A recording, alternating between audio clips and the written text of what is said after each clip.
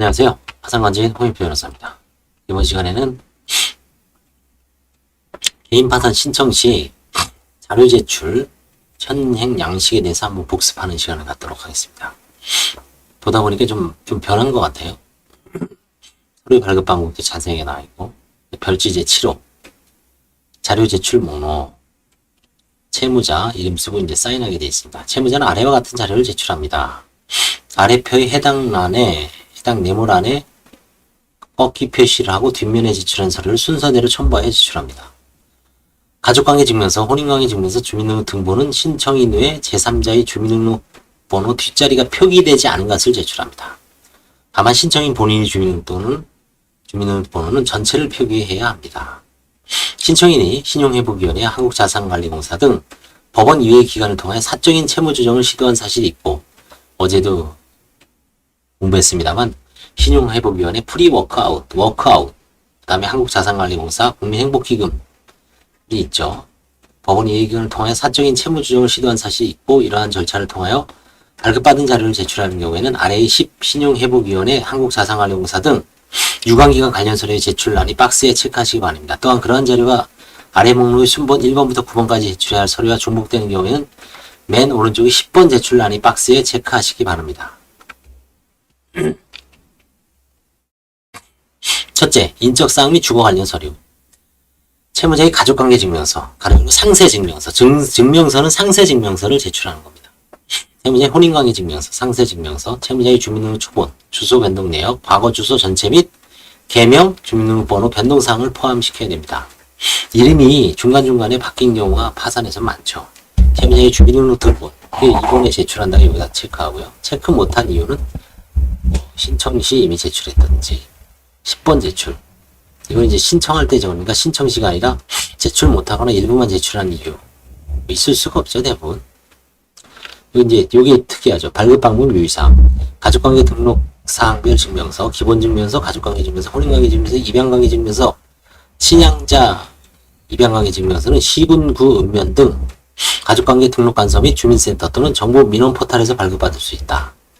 요즘은 이제 USB 갖고 다 띄죠. 사무실에서 띄워주죠. 그래서 정부 민원 포털에서 주로 발급받을 수 있죠. USB 공인인증서죠. 공인인증서 갖고, 그 다음에 주민등록 등초본은 주민등록 등록 초본 등은 주민센터 또는 정부 민원 포털에서 발급 가능한 바, 주민등록 초본은 주민등록 변동사항이 기재된 것이어야 합니다. 주로 과거 주소 변동 내역 여기 나오죠. 과거 주소 전체.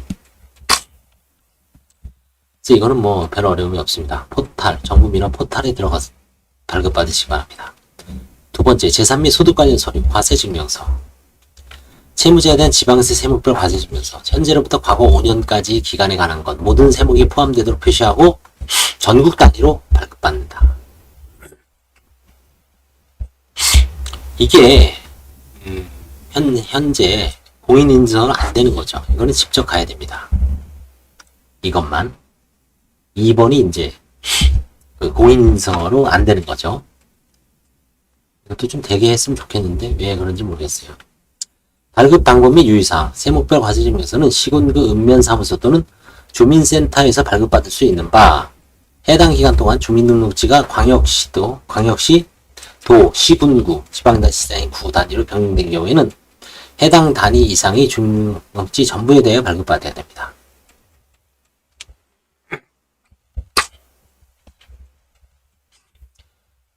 그래서 전국 단위가 나온 겁니다. 전국 단위로. 이걸 직접 가셔야 돼요. 지방세 세목별 과세증명서. 3. 재산 및 소득 관련 서류. 일단 자동차. 채무자 소유 자동차에 관한 자동차 등록 원부, 갑구을구 모두 포함시켜야 됩니다. 채무자 소유 자동차 시가 확인 자료. 이건 보험 증권을 내시면 되죠. 차량 등록 원부는 주민센터 또는 정부 민원 포털에서 발급받고, 차량 등록 원부에는 갑구 및 을구가 모두 포함되어야 합니다. 객관적인 시가 확인 자료로서 보험 개발하는 차량 기준 가액표, 2개 이상의 중고차 시세 공업체에서 제공하는 차종, 연식별 일반 시세표, 개별 매물이 판매 가격이 아님을 제출할 수 있다고 합니다. 4번 재산 및 소득 관련 서류. 여기는 부동산 임대차 관련입니다. 이렇게 쪼개놨죠. 3번은 보험. 차량. 4번은 부동산 및 임대차 관련. 소유 부동산을 있으신 분은 채무자 소유 부동산 등기부등본, 등기사항 전부증명서, 흔히 말하는 부동산 등기부등본이라고 하는데 부동산 등기사항 전부증명서입니다. 정식 명칭은. 부동산 없는 분은 여기다 표시하면 되죠. 임대차 계약서 4번 등 임차보증금 중 반환 예상을 알 수 있는 자료. 임대차 계약서 제출하면 되죠. 발급 방법 유의사항. 등기사항 증명서. 종전이 등기부등본을 지정하죠. 등기사항 증명서는 등기소 또는 대부분 인터넷 등기소에서 발급받을 수 있습니다. 만일 미등기 건물에 대하여는 등기사항 증명서 대신 토지 대장 및 건축물 대장을 제출해야 됩니다. 토지 대장 및 건축물 대장은 시군구 읍면사무소에서 가시거나 혹은 주민센터 또는 정부 민원 포털에서 발급받을 수 있습니다. 5번째, 재산 및 소득 관련 서류 중 재산 처분 관련해서 과거 1년 이전부터 신청 시까지 부동산이나 하나의 재산가액이 1,000만원 이상의 재산을 처분한 경우를 말합니다. 첫째, 처분 시기와 대가를 확인할 수 있는 부동산 등기사항 전부증명서, 경매로 처분된 경우는 배당표 사본 및 사건물 24억서 등 소명자료를 제출하면 되죠. 그 다음에 이제 계약서 제출해야죠. 그 다음에 돈 주고받은 영수증 사본. 1,000만원 이상 재산입니다.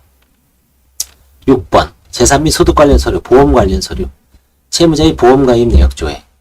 그 다음에 보험가입 내역 조회에 기재된 생명보험의 해지 실효 유지 및 예상 항교육금. 해지 실효 유지 및 예상 환급금 내역. 손해 자동차 운전자, 여행자 단체 주말 휴일 상해를 제외하자. 근데 운전자 보험은 가끔 있는 경우가 있죠. 흔히 말하면 이런 거죠. 보험이 뭐 애매하게 해약 환급금이 한 780 있는데 운전자 보험에서 만약에 120만 원이 나와서 900만 원이 됐다. 그것 때문에 이제 환가당할 수도 있죠. 발급 방법은 유의사항, 조회 내역 등은 한국신용정보원 홈페이지에서 계약 내용 검색 후 출력할 수 있다고 합니다.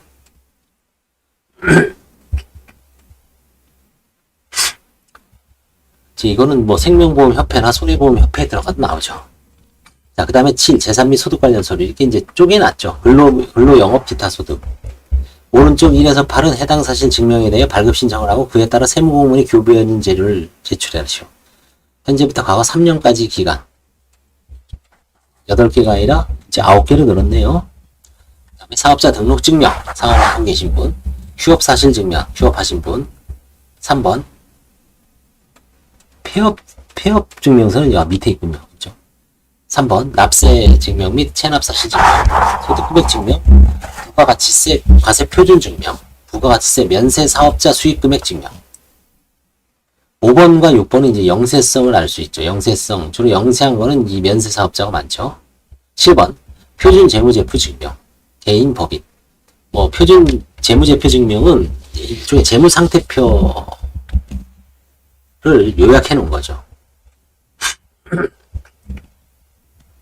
8번. 폐업 증명서. 9번. 종합소득세 확정신고서. 최근 2년분. 이건 뭐 종합소득세를 내는 사람인데 종합소득세 내는 분들이 많지가 않습니다. 사실은. 근데 일단 과거에 좀 잘 나가신 분들은 이걸 내야 될 수가 있죠. 9번은. 채무자가 급여소득이 있는 경우. 이건 개인 영업을 했던 분이죠. 영업소득. 그 다음에 급여소득이 있는 경우는 급여증명서.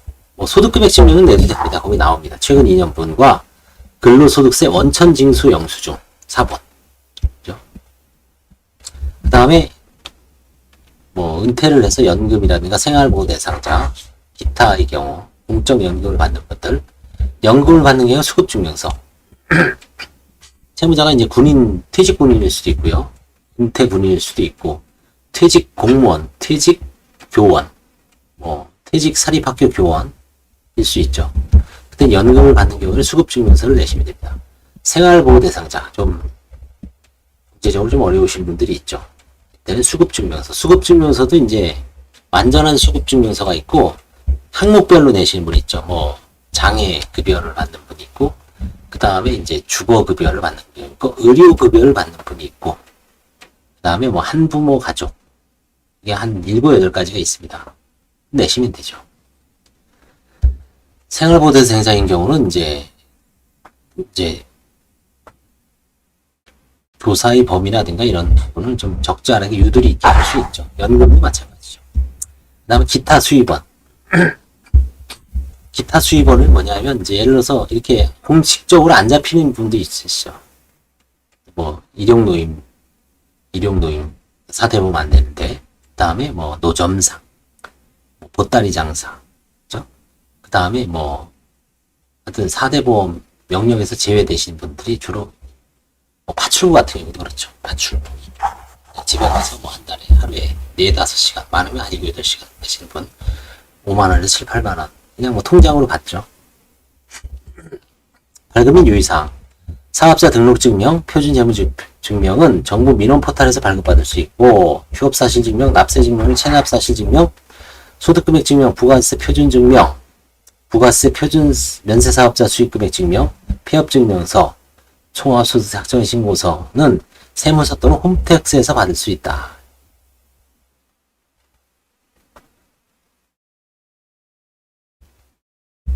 좀 주의해서 보십시오. 근로소득 원천징수 영수증은 사용자로부터 받을 수 있고 발급받을 수 있고 회사에서 받을 수 있는 거죠. 연금 수급증명서는 연금보험공단에서 국민연금보험공단에서 그 다음에 이건 이제 국민연금 같은 걸 말하는 거죠. 생활보호자 수급증명서는 읍면동 행정복지센터 또는 복지포탈에서 발급받을 수 있습니다. 8번 재산 및 소득 관련 서류 계좌. 과거 1년부터 현재까지 채무자 명의, 채무자가 사용하는 타인 명의 포함 모든 은행 계좌 거래 내역서 또는 금융결제원 계좌 정보 통합관리 서비스. 이게 페이인포죠. 페이인포. 그래서 발급받은 은행별 계좌 내역, 상세 내역서. 통합관리, 개통. 그죠? 계좌 정보 통합관리 서비스. 이거는 요즘 다 내게 돼 있죠. 옛날에 안 됐는데 내게 돼 있죠. 9번 재산 및 소득 관련서 이혼. 최근 2년 이내 이혼에 따라 재산 분해한 사실이 있는 경우 재산 분할 위자료 등 명목에 관계없이 오른쪽 위자료를 제출해라. 이혼에 따라 배우자에게 분여한 모든 재산이네요. 두 번째 협의 이혼 시 미성년자 자녀가 있는 경우 양육비 부담조서. 3번 재판상 이혼의 경우 판결서, 조정조서 등 재판서 및 확정증명. 이혼에 대해서는 뭐 2022스 613이라는 판결이 아주 중요한 판결이죠. 워낙 많이 떠들어서 한번 구글, 네이버, 그 다음에 제 동영상에 치면은 수없이 나옵니다. 2022스 작년 이맘때 나온 거예요. 7월달인가 8월달에 613. 이혼에 따라 재산 분할을 하지 않았더라도 관제인이 그 신분행위이기 때문에 관제인이 채무자를 대신해서 채권자 대위권을 행사할 수 없다. 재산분할 청구권을 채권자 대위권처럼 신분행위이기 때문에 안 된다는 얘기죠. 그래서 이제 재산분할을 안 하고 들어왔을 때 모든 재산이 한쪽에만 치우쳐져 있을 때도 이런 경우에도 약간 좀 불합리하지만 그게 신분행위고 그 사람이 신분상 정확 신분행위라고 하는 이제 인격적 행위라는 얘기죠. 인격적 행위. 인격적 행위라는 거는 법률, 이제 뭐, 우리 민법이라든가 헌법에도 나오죠. 지금이야 이제 가물가물하지만 법학을 처음 배울 때 인격적 권리는 대의권. 타인이 대신해서 행사할 수가 없습니다. 그래서 이제 그 부분을 좀 잘 봐주시기 바랍니다. 이혼을 증명할 수 있는 소명자는 다음에 따라 제출한다. 시군구, 읍면 등 가족관계 등록관서에 이혼신고를 하여 가족관계 등록에 기록된 경우 혼인관계 증명서 상세. 2. 최근 2년 이내 재판상 이혼한 경우로 아직 시군구, 읍면 가족관계 등록에서 이혼신고를 하지 않은 경우는 재판상 이혼과 관련된 재판서의 등본 및 확정증명 제출하라. 외국에서 유효한 신분행위를 하여 해당 국가 증서 등본이 발행되었으나 아직 한국 시읍면 등 가족관계 증명서에 가족관계 등록관서에 신설하지 않은 경우 신분관계가 하나 외국의 증서 등본을 제출하고 이제 번역까지 해주면 좋겠죠. 상세하게 나옵니다. 10번 신용회복위원회, 한국자산관리공사 등 유관기관 관련 서류. 채무자가 신용회복위원회, 한국자산관리공사 등 법원 이기의 기관을 통하여 사적인 채무조정을 시도한 사실이 있는 경우 이와 관련된 자료. 신용상담 보고서 있죠. 이게 옛날에 10번이 뭔지 몰랐는데, 아, 이게 10번이라는 얘기죠. 이게 지금 좀 약간 옛날이 좀 이상했는데 완벽하게 됐네요. 자, 이거를 이렇게 해도 채무자들은 어렵습니다. 변호사 사무실이나 관제인 사무실은 매일 하던 일을 수십 건씩 처리하고 한 달에 수십 건, 뭐 진짜 수천 건을 처리하신 분들도 있고, 뭐 서류가 머리에 딱 떠오르죠. 1번부터 20번까지. 근데 채무자들은 이거를 나눠주고 체크하라고 했을 때 헉 할 거야. 헉. 이거 하는 걸 어떻게 뒤지? 일단 겁에 질리죠. 그래서 이제 공인인증서 갖고 와라. 사무실에서 싹 띄워주죠. 그리고 안 되는 거 아까 전국 단위 세목별 과세증명서, 모든 세목. 그것도 이제 앞으로는 아마 인감증명서 첨부해갖고 대리발급 받을 수 있지 않을까 싶어요. 법원에 소송 내역 조회하라 그러죠. 이 모든 거 신청할 때 이것만 하면 안 되죠. 소송 내역 조회하고 신용 조회하고 민원기관에다 부채증명서 발급받고, 그 다음에 이 1번부터 10번까지를 공인인증서로 훑고 안 되는 거는 띄고, 그렇죠? 그래도 이제 관제인이나 개인회생에서 회생위원들이 기록을 뚝 보고 뭔가 좀 냄새나는 부분이 있죠. 그 부분은 이제 살짝살짝 또 보정명령을 내리죠. 이거는 이렇게 해라. 저건 뭐 배우자 같은 것도 요구하죠. 서울은 요 배우자 있습니까? 이게 서울이 아니라 이제 저거죠. 이게 대법원 공식 잘 올 겁니다. 이게 별지치로. 아무튼 이런 식으로 서울회생법원 아마 이게 전국 잘 올 거예요. 이런 식으로 하되 지방에서는 이런 걸 무시하고 다시 파산 선고 시에 다시 목록을 내서 또 내라 그래죠. 새로. 시점도 많이 지난 시점에서. 진짜 좀 짜증나죠. 자기네가 받았으면 있는 걸 알아서 찾아서 아니면 그런 거 내지 말도록 해야 되는데, 그래서 저는 이제 지방에 이제 신청할 사건은 부채증명서하고 기본적인 것만 내죠. 어차피 또 뭐 수원 같은 경우 새로 싹 내라 그래죠. 인천도 비슷할 겁니다. 이 자료 제출에 대해서 한번 복습을 해봤습니다. 이 발급 유의사항을 아무리 자세하게 해줘도 채무자들은 기본적으로 이제 혼이 나가신 분들이죠. 채무 추심돼서 짜증나고 돈이 없어서 짜증나고 또 돈을 벌려고 해도 뭔가 압류당하지 않을까. 개인 채권자, 친인척들, 그쵸? 늘 미안하고 쓰린 마음으로 생활을 영위하고 피해 다니고, 그 다음에 남들과 대인 기피증이 있고, 이런 분들이 과연 이 서류를 제정신으로, 그쵸? 뗄 수가 없죠. 물론 할 수 있겠지만 하시는 분도 있습니다. 대부분 일단 보면 이제 질리죠.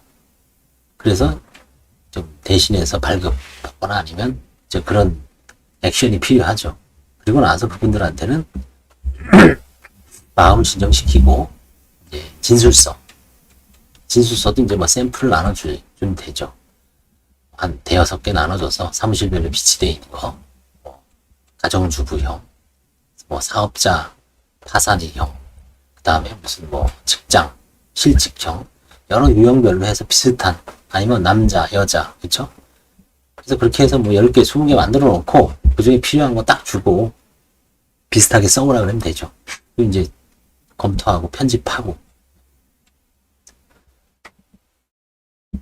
그런 거는 이제 챗 GPT에다가 놓으면 완벽하게 깔끔하게 정리해 줍니다. 지금은 이제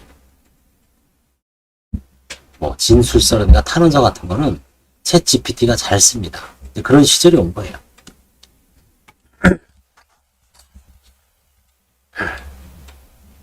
그래서 서류 제출은 지방별로 차이 나지만 이게 이제 가장 기본 뼈대죠. 뼈대니까 이걸 보고 이제 이거 뭐 사실은 20분이 뛰죠. 숙련된 직원은 20-30분이 뜁니다. 한 사람 거 쫙 한번. 아까 어디에 정부민원 포털에 다 있죠. 웬만한.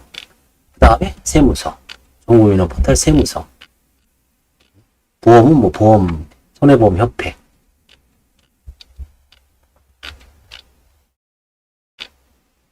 국민연금관리공단, 뜰 수 있어요. 은행, 페이인포, 금융결정. 몇몇 사이트 들어가면 완전히 뭐 숙련된 직원은 20-30분 안에 하고 진술서 샘플하면 앞으로는 파산은 부채증명서가 이제 문제죠. 부채증명서를 좀 그 민원 대행 기관에서 빨리 글쎄요, 그것도 이제 앞으로 뭐 파산을 많이 하는 사무실은 민원 대행 안 쓰죠. 자기들이 아마 직원 뽑아서 뺑뺑이 돌릴 겁니다. 오토바이 한 대 사주고, 그죠? 아니면 경차. 오토바이가 좋죠. 오토바이 아니면 무슨 자전거, 그죠? 전기 자전거 잘 나가죠. 그거 사주고 돌아다니면 되죠. 기관을 싹 한 바퀴 훑으면 뭐 하루, 이제 아마 이게 앞으로는 경쟁력이 하루에 몇 개 제출하느냐, 그죠? 하루에 그런 세상이 오죠. 공장이 되는 거죠. 공장. 파산 신청 공장, 개인회생 신청 공장. 조만간은 아마 다 이게 망할 수도 있어요. 이게 얼마 못 갑니다. 왜냐하면 이제 정부에서 이런 거를 법원에 AI 이제 기술 자료관이 딱 이제 있어서 신청이 딱 들어오면 그 사람의 그 서류를 싹 열 수가 있어요. 그 사람이 이제 동의하겠죠. 채무자 홍길동 들어오면 그 사람 거를 예전에는 이제 신청하오면 간단하게 써오면 그거를 법원에 있는 기술 감독관, 기술 자료관이라고 해요. 그 사람이 싹 열어보는 거예요. 하루에 뭐 10명이면 10명, 20명이면 20명. 아까 1시간에 숙련된 사람은 30분이면 된다 그랬죠. 20분. 그럼 1시간에 2개씩 열어보면 하루 8시간 근무하면 그 사람이 16건에서 20건 정도를 훑을 수가 있어요. 아, 이 사람 아무것도 없습니다. 판사한테 보고서 간단하게 체크해서 올리면 판사는 별 문제 없구나. 파산 선고하고, 근데 거기서 이제 혹시 부인 거를 보고 싶다. 좀 궁금한 거, 계좌가 좀 이상하다. 그죠? 그래서 보정명령 딱 내리겠죠. 그것만 딱 해주면 파산 면책은 중간에 이제 신청 대리인들 다 망하죠. 그죠? 신청 대리인 싹 망하고 신청이 다이렉트로 법원 컴퓨터가 접수를 하면 법원에 있는 판사를 보조하는 실무관 내지 기술 심리관, 특허청에서 쓰는 그런 기술 심리관이 열어보면 이 사람에 대한 거를 검증하는 거죠. 제대로 됐나. 재산 조회도 직접 하고, 은행 계좌도 직접 하고, 뭐 일주일이 끝나죠. 거기서 문제되는 사람, 채권자 이의 기다렸다가 한 달 정도. 그런 세상이 올 겁니다. 그런 세상.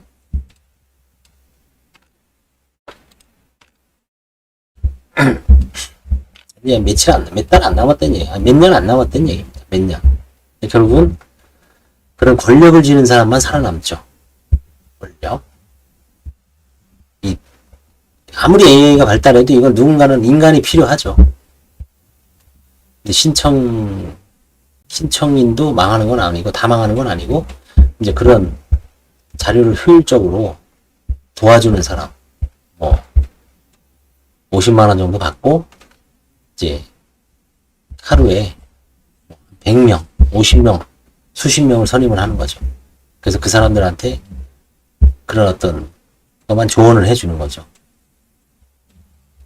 50만원, 30만원 받고 하루에 100건 하면 3천이에요. 그렇죠? 10건 하면 300이고. 그런 시대가 올 겁니다, 이제.